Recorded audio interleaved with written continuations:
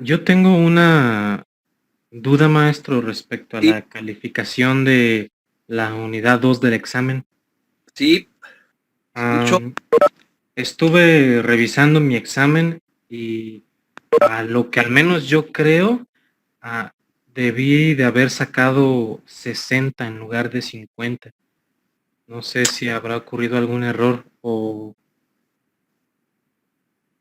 Envíame correo, por favor.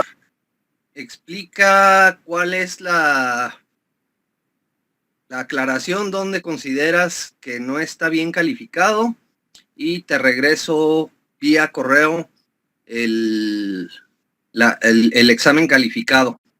Eh, ¿Me estás hablando del examen, de la evaluación formativa o del examen? Del examen. Ok, a ver, déjame recordar. ¿Lo tienes ahí a la mano? Sí, sí lo tengo, maestro. Ok, ¿cuáles eran los problemas? El primer problema era de un auto, si alcanza a detenerse. Y el siguiente era de Hermione Ok, que lanza un, ¿cómo se llama? Que lanza dos latas. dos datas, ok. El tercero, a ver, déjenme. Está aquí. Ajá, sí, el tercero sería de un balón de fútbol pateado a 60 grados que viaja a 60 yardas. Ok, ya. Ahí los errores, digo, no, necesito ver tu examen en particular, pero los errores generales fueron eh,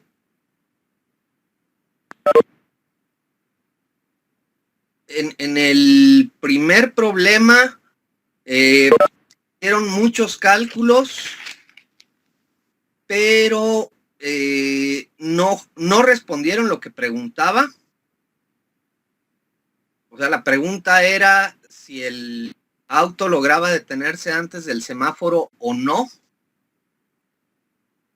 O sea, Ujú. no está perfectamente escrita esa respuesta y pedía que justificaran la respuesta. En algunos casos me pusieron ahí unas justificaciones que creo yo que no tienen nada que ver. Se puede discutir el problema. Eh, Me ponían ahí que tardaba quién sabe cuánto tiempo en detenerse, pero no tienes información respecto al tiempo del semáforo. Entonces, cualquier justificación que involucre directamente el tiempo es incorrecta. Y alguien me puso, por ejemplo, que la distancia 1 era mayor que la distancia 2 y por tanto no se alcanzaba a detener, pero no me especificaban claramente quién era la distancia 1, quién era la distancia 2. Entonces, ahí resté puntos. El problema de Hermione, hubo algunos, poquitos, menos de 10 creo, que lo resolvieron correctamente y el resto ni idea. Ahí había que analizar los dos movimientos combinados y también las preguntas eran claras. Si la memoria no me falla, era cuánto tiempo después de que se lanzaba la primera lata, chocaban las dos latas en el aire y cuál era la velocidad inicial de las latas. Por la naturaleza del problema, era prácticamente o tenías los dos incisos bien o ninguno bien, porque a la hora de plantearlo, salía un sistema de ecuaciones que involucraba esas dos variables y difícilmente, o sea, la bronca fue llegar a ese sistema de dos ecuaciones. Resolverlo, pues Si no te equivocabas en las cuentas, necesariamente llegabas a los dos resultados correctos. Y en el tercer problema, los errores generales fue que omitieron hacer todos los cálculos, no distinguieron quién era, qué respuesta se refería a qué balón. Sí me calcularon velocidades iniciales, finales, bla, bla, bla, bla, bla, pero no respondieron. Ahí eran 3 preguntas, creo. El alcance del segundo balón pateado a 45 grados y los 2 tiempos de vuelo. Entonces, bueno, para quienes tengan dudas, por favor, identifíquense bien en el correo, porque no tengo tiempo de andar rastreando en listas, nombre, número de control, si es grupo A, si es grupo B, exactamente a qué examen o evaluación se refieren, y por favor sean muy específicos en la aclaración. ¿Estamos de acuerdo? De acuerdo, maestro. Más tarde, por la tarde, voy a publicar ya las soluciones. No las he publicado porque todavía estoy por ahí, los que no subieron a plataforma. A lo mejor hay correos traspapelados o cosas así. Entonces, para evitar darles la solución, una vez que aclare esto, son 2 o 3 pendientes por ahí, publico ya las soluciones. ¿Ok? Profesor, Escucho. con respecto a eso, creo que mi examen se quedó en borrador y precisamente por eso no lo evaluó. Igual, mándame correo, por favor. Si tienes la evidencia de que efectivamente está en borrador, incluye la evidencia, incluye, si consideras pertinente, también el PDF del examen. Les explicaba en otra sesión, creo que ahorita con la configuración del sistema sí puedo ver los borradores. Extrañaría que no lo hubiera visto, pero igual se me pudo haber pasado por ahí. Entonces, por correo ya aclaramos todas esas cuestiones. Ok. ¿Alguien más? Yo también, profesor. Escucho.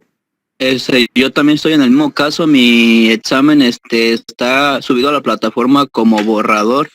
Y igual en la lista que envío de calificaciones, tengo NP. Ok.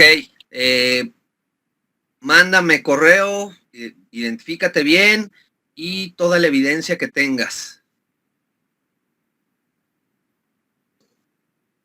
¿Alguien más?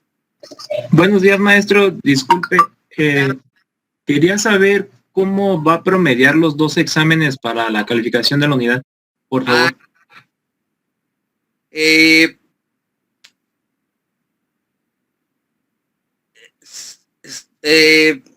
En la evaluación formativa a todo mundo le fue muy bien, en general, y en la evaluación de primera oportunidad no les fue tan bien. Qué bueno que tocas ese asunto.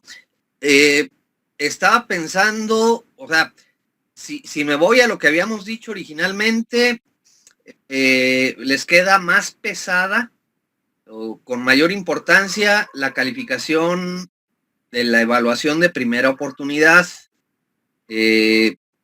eso valdría un 70% y el otro nada más un 30%. ¿Estamos bien? Ok, entendido, maestro. Espérame, eso fue lo que acordamos. Pero, digamos, si te sacaste un 60, un 70, eso pesa más que el otro donde a lo mejor sí tienes el 100. Si todos están de acuerdo y de una vez háganmelo saber. Estoy pensando en no solo para esta unidad, sino para todo el curso, tomar todas las calificaciones que aparezcan y promediarlas directamente. ¿Están de acuerdo? Me parece bien. Yo creo que incluso si están de acuerdo podríamos levantar la manita que hay, ¿no? En el mismo, aquí de videollamada. No los voy a ver. Me gustaría okay. más. Vaya micrófono. Si hay, sobre todo si hay alguien que no esté de acuerdo, háganmelo saber. Nos estamos refiriendo a todas las calificaciones, maestro, de la primera, todas las tareas, todos los exámenes, promediar todo. Lo sumo y lo promedio entre el número de actividades. De acuerdo, profesor. De acuerdo, profesor. Sí, profe, de acuerdo. De acuerdo. Muy bien. De acuerdo, maestro. ¿Todos de acuerdo? Sí, profe, de acuerdo. Yo también. Yo también estoy de acuerdo. Ok. ¿Alguien está en desacuerdo?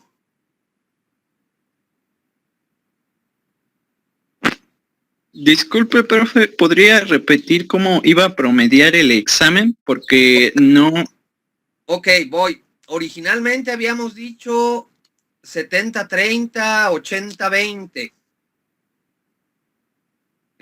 O sea, el 80 o el 70 para lo que es el examen formal. Pero al menos a la segunda unidad les fue no tan bien en el examen formal y en la evaluación formativa les fue bien. Entonces, creo que si promediamos todo con el mismo peso, su calificación no se ve reducida. ¿Sí me explico? Sí, maestro. El último que preguntó, ¿quién fue?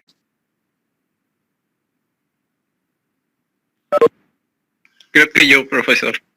Ok, entonces, ¿sí se entiende ya la idea o no?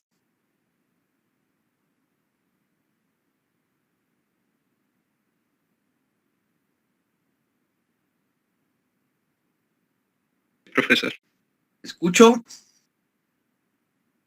¿Sí se escucha? ¿Estamos de acuerdo? Sí. Ok. ¿Alguien más?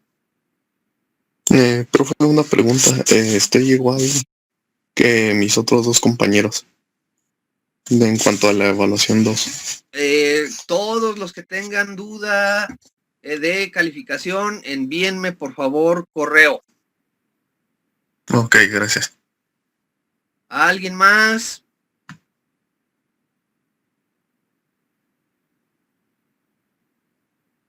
Disculpe, Bueno. maestro, ¿cuándo subiría entonces las calificaciones de la unidad 2 y de la 3 y la 4?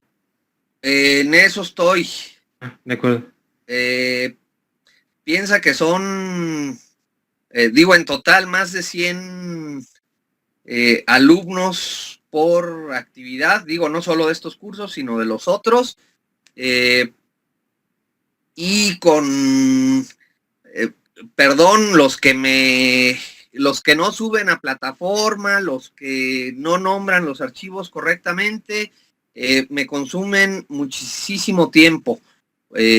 Andar rastreando dónde anda, en lo que escribo, localizo sus correos, para pedirles que me reenvíen o hacer alguna aclaración. Entonces, el proceso va más lento de lo que yo esperaba, pero estoy trabajando duro. Yo espero en las primeras horas de la tarde subir la siguiente unidad y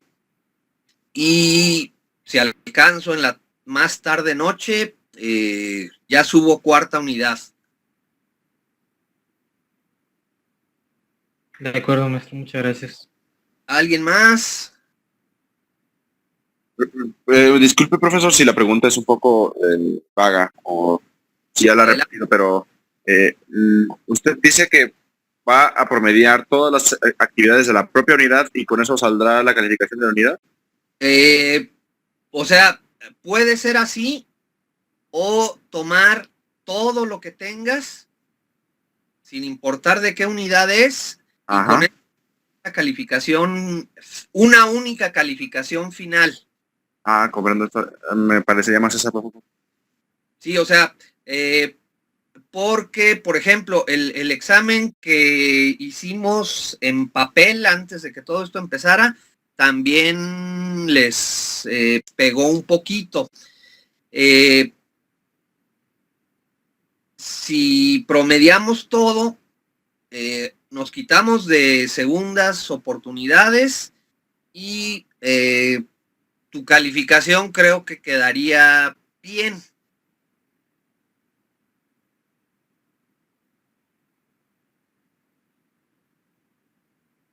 Bueno, y siendo un poco osado, ¿qué pasaría si en la calificación final del promedio no llega a 70? Eso habría que esperar hasta el final.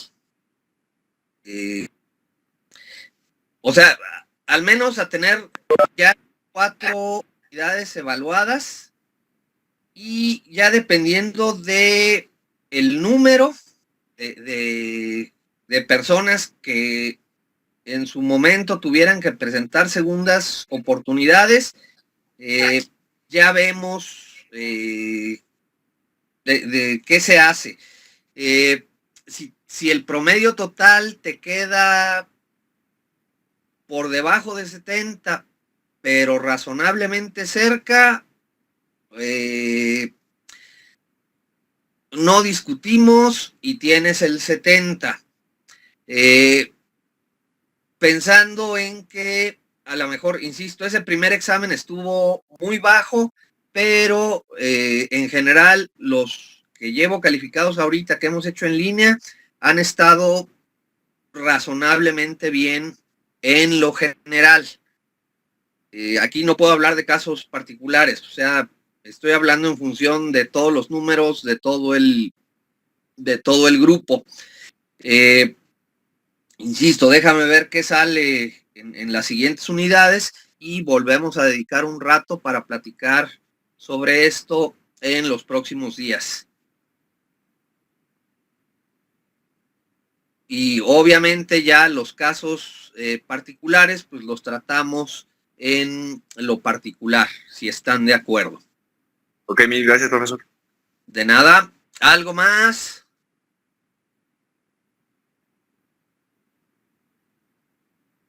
Bueno, parece que no, maestro. Vamos a diapositivas.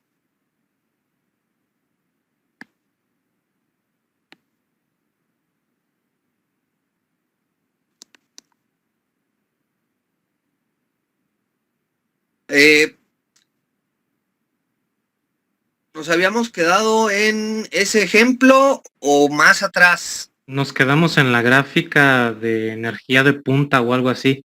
Donde... Esa. Pues en las fuerzas impulsivas. Ok, entonces vamos por un ejemplo. Se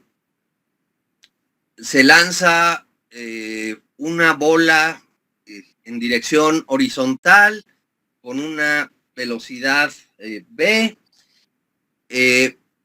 La pelota tiene masa m y luego golpeada con un bate, sale en dirección vertical con rapidez 2b.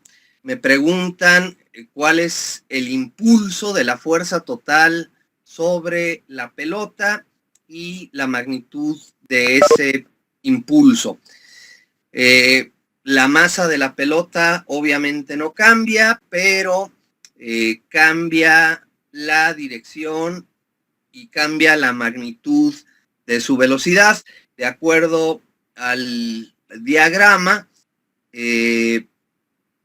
consideramos la dirección horizontal como el eje X, la dirección en la que viaja la pelota, en este caso hacia el bate, es la positiva, y luego del golpe del bate sale hacia arriba, consideramos dirección Y positiva hacia arriba.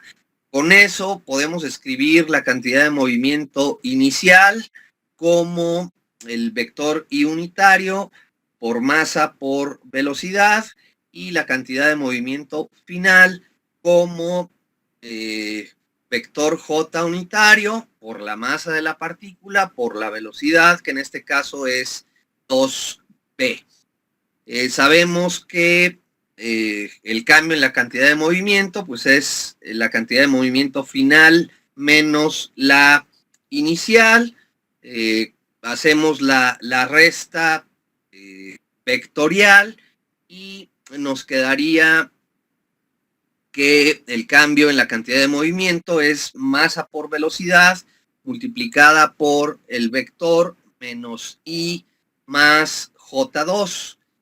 Por el teorema del impulso y la cantidad de movimiento, pues el cambio en la cantidad de movimiento es el impulso. Entonces, eso es lo que el impulso que la fuerza otorga al sistema, en este caso pelota. Ignoramos el bat porque es el objeto que genera la fuerza. Disculpa, maestro. Escucho. Esa regla de M por V por menos I más J por 2 vendría siendo una fórmula universal o únicamente para este caso. No, la fórmula universal es esta.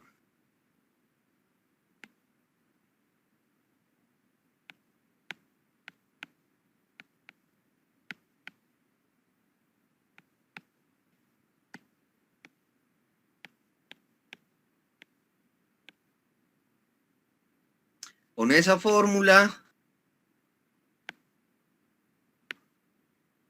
obtienes ese valor. Y la otra fórmula, digamos, universal, es que el impulso es igual al cambio en la cantidad de movimiento, que es lo que estamos diciendo acá.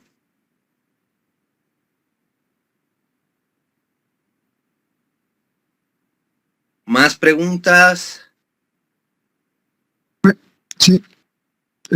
¿Por qué la cantidad de movimiento inicial está en X y la cantidad de movimiento final está en Y? ¿Puedo explicarme?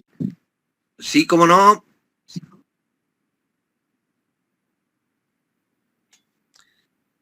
Eso que acabo de subrayar te permite calcular P0. Ups.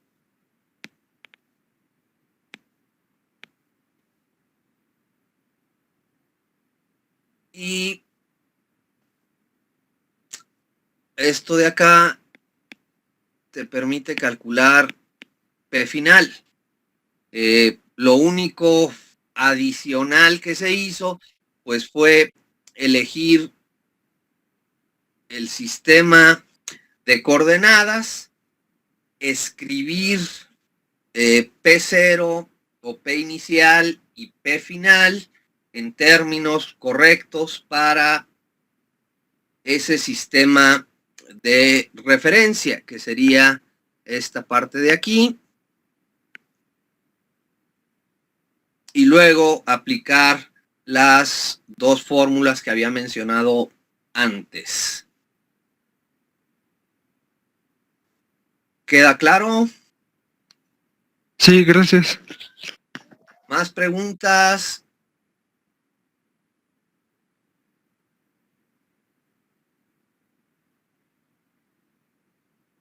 Parece que no, maestro. Ok, entonces ya está resuelto el apartado A.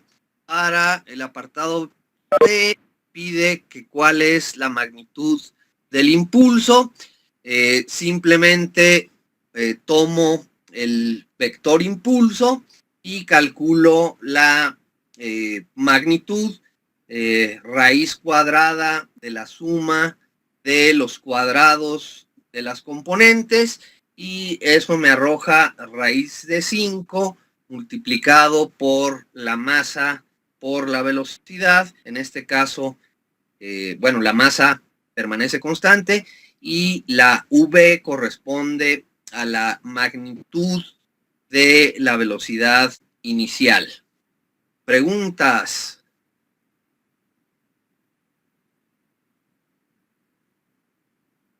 No, maestro.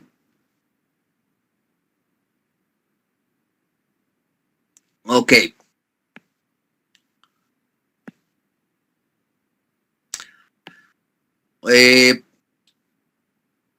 Vamos al teorema de la conservación de cantidad de movimiento. Podemos pensar en una partícula individual o bien en un sistema de partículas. Así como muchas otras cosas en física, la cantidad de movimiento, al ser un vector para cada partícula individual en el sistema, puedo sumar todos esos vectores, todas esas cantidades de movimiento y obtener una cantidad de movimiento total para el sistema, que es la ecuación que aparece ahí. Y el teorema o la ley de conservación del momento lineal me dice que en un sistema aislado de partículas, la cantidad de movimiento del sistema se conserva, es decir, no puede cambiar con el tiempo. Ahorita vamos a el porqué de todo esto. ¿No hay preguntas? No, maestro. Ok. Bueno, vamos a considerar un sistema. Obviamente tengo un marco de referencia. Aquí está. Y en ese sistema tengo una cierta cantidad de partículas que pueden estar interactuando entre sí o no.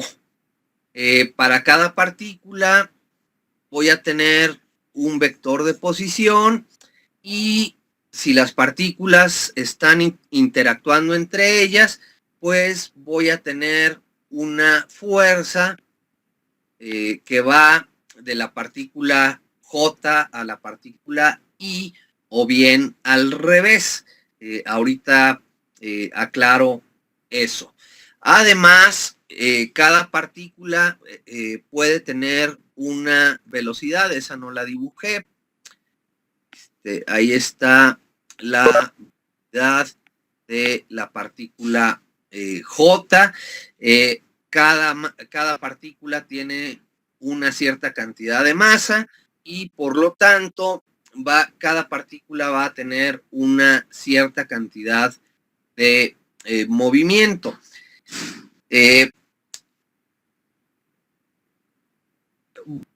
Puedo tener fuerzas externas, agentes externos al sistema.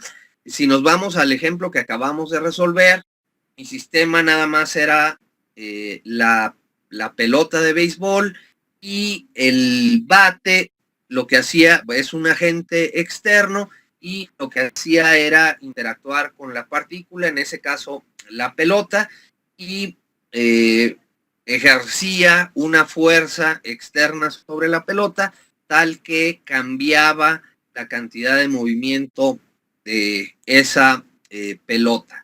Entonces puedo tener fuerzas externas y esas fuerzas que posiblemente puede haber debidas a las interacciones de las partículas, la que está pintada ahí con la flechita verde.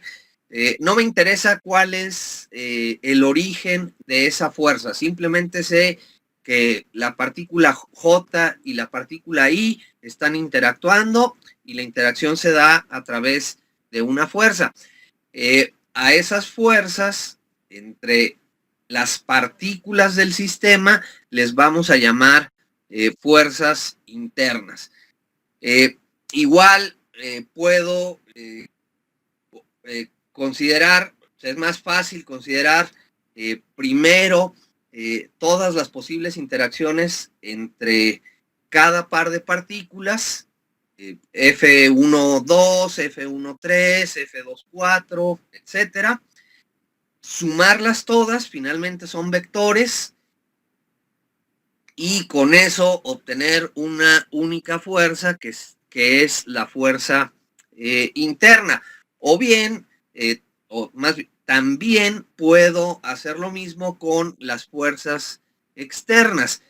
Hay una fuerza externa, que le pega nada más a la partícula 1, otra que le pega a la partícula I, etcétera. Entonces, tomo todas esas fuerzas externas que también son vectores, lo sumo y eso me da una única fuerza externa. ¿Hasta ahí estamos bien? ¿Cómo quedaría entonces ahí en la gráfica la fuerza externa, maestro? No las pinté, pero imagínate que tienes el montón de pelotitas ahí flotando en el espacio. Pensar en burbujas de jabón que están flotando, y con un bate, con una aguja, le pegas por ahí alguna de las pelotitas y la ponchas, o a la mejor, o sea, este tipo de situaciones a lo mejor no lo vemos fácilmente en la vida real.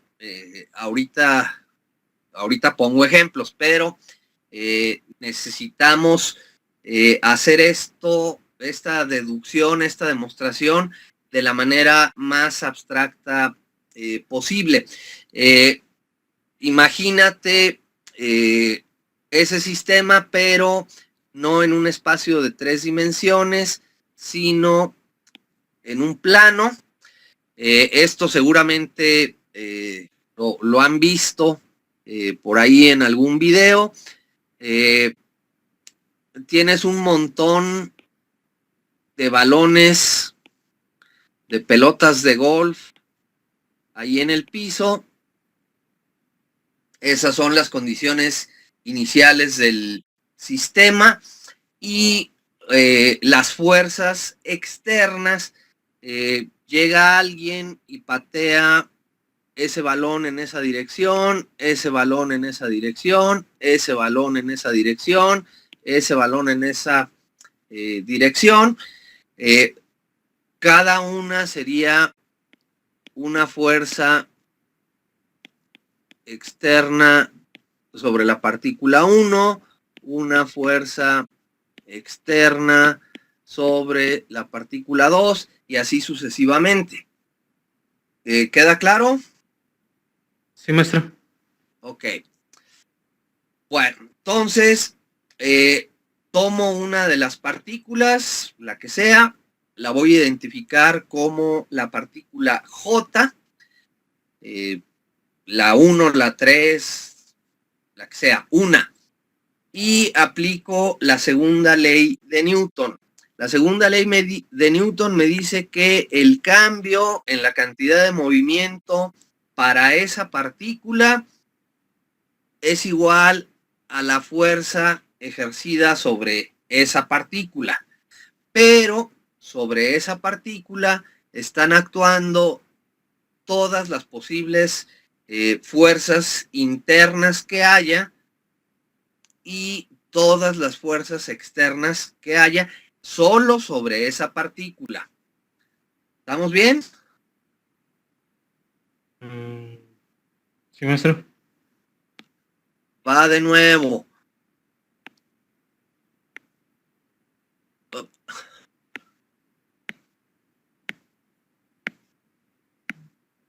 Aplico la segunda ley de Newton, que es esto, y después descompongo la fuerza en la suma de fuerzas internas y externas para esa partícula.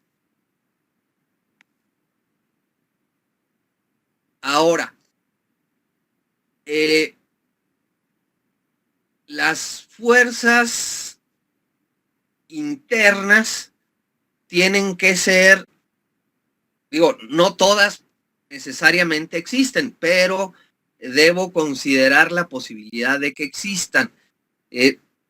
Sobre la fuerza, sobre la partícula J, pueden estar actuando fuerzas de todas las demás partículas, pero no puedo tener la interacción de una partícula consigo misma.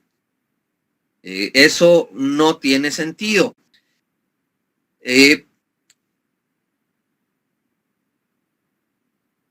Me voy al lado izquierdo de la segunda ley de Newton, derivo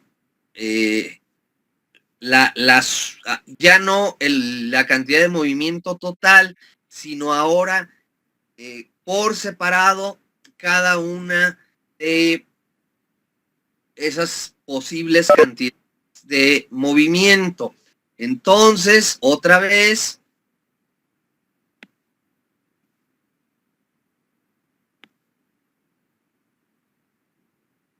disculpa, maestro.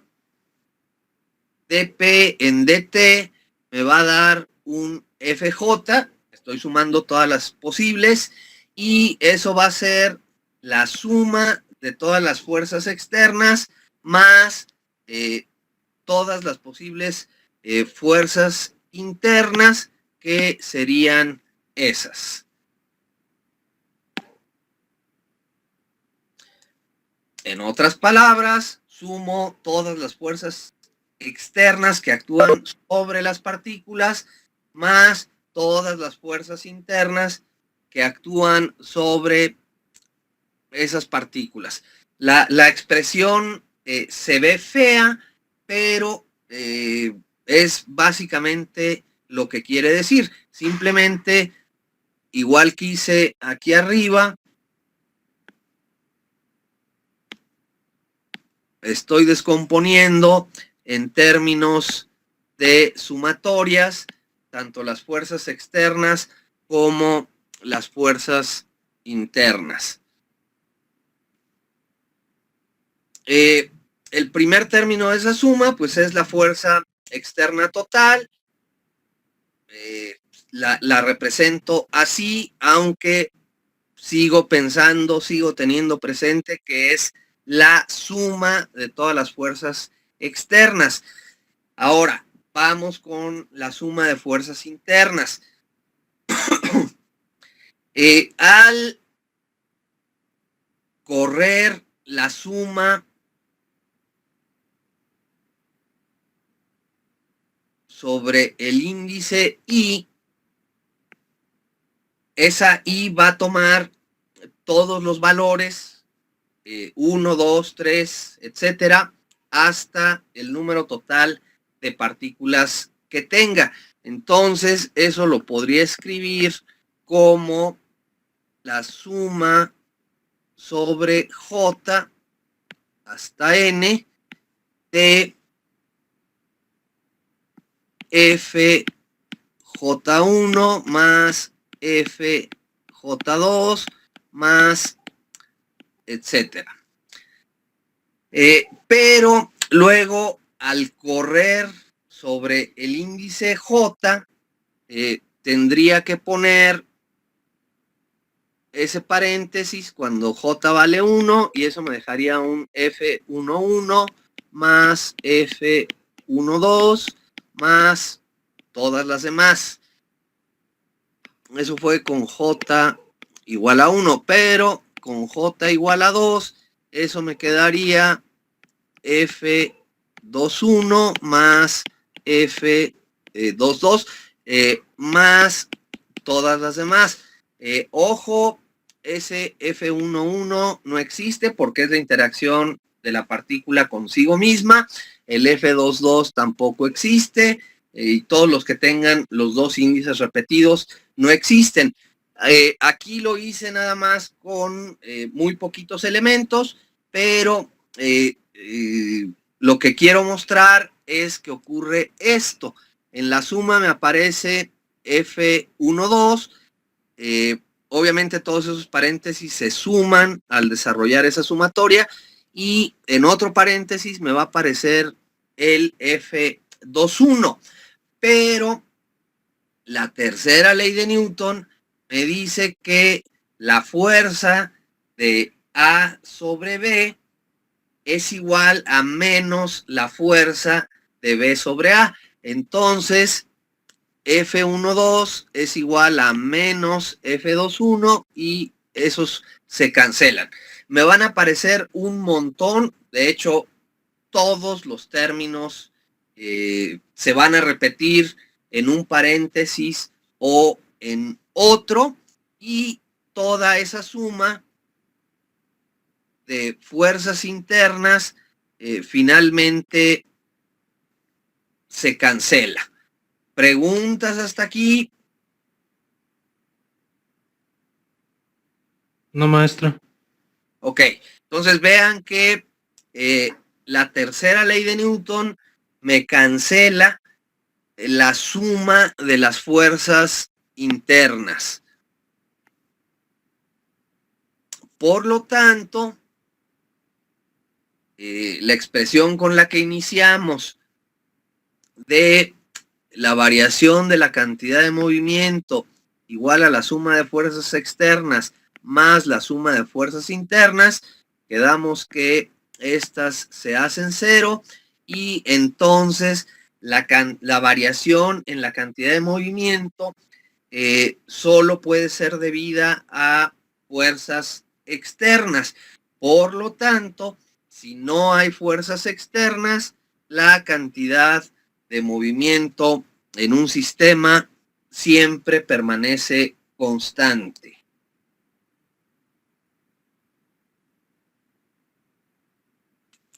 Ahora, el asunto es, hay que aprender a distinguir correctamente quién es el sistema. Y regreso al ejemplo que acabamos de resolver. ¿El sistema es pelota más bate o el sistema nada más es la pelota? Si meto al bate en el sistema, entonces no podría hacer ningún cálculo o tendría que considerar otros agentes porque al estar el bate dentro del sistema, la interacción entre el bate y la pelota se volvería una fuerza interna y se cancelaría porque ¿quién le pegó a quién? ¿El bate a la pelota o la pelota al bate? El bate le pega a la pelota, pero como la pelota también le pega al bate, la suma de fuerzas sería 0. La tercera ley de Newton me dice que a la acción del bate sobre la pelota se opone la reacción de la pelota sobre el bate. Y en los enunciados más elementales o básicos de la tercera ley de Newton, esa acción y esa reacción son de igual magnitud, pero de sentidos opuestos. Entonces ahí no tendría posibilidad de calcular ese cambio en la dirección del movimiento de la pelota, pero sin embargo la cantidad de movimiento total se seguiría conservando porque la interacción es a través de fuerzas internas.